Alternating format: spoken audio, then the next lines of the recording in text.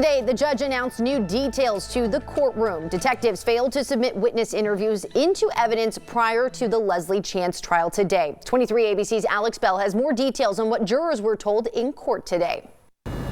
Court was expected to resume around 9 a.m. today. However, the jury and the public were not allowed into the courtroom until after 11 a.m.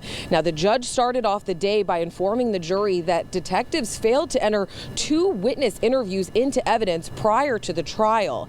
One of those lead detectives was Kevin Brewer. Now, we do want to remind our viewers that the footage that you guys see is file footage because cameras are not allowed inside of the courtroom for the trial.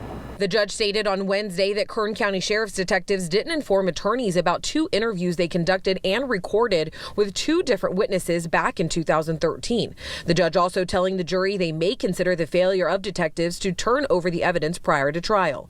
California law requires that both the defense and prosecution submit all evidence prior to trial. Defense attorney Tony Lidgett called lead investigator Brewer to the stand. Detective Brewer testified he failed to create a report or book an interview with a witness named Lori Aragon into evidence back in September of 2013. Brewer acknowledged on the witness stand that he would be the one responsible to make sure the reports were completed in the case, and that the other detective he was with that day must have forgotten to write the report.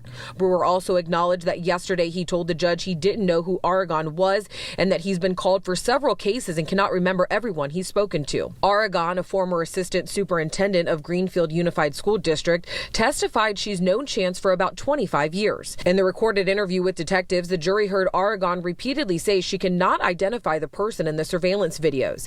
Videos the prosecution argues show Chance making her way back home the morning of Todd's death. Now, Aragon also testified that she felt detectives were feeding her information in an attempt to lead her to identify Leslie Chance in those surveillance videos. But for now, reporting from the Kern County Courthouse, I'm Alex Bell for 23 ABC News, connecting you.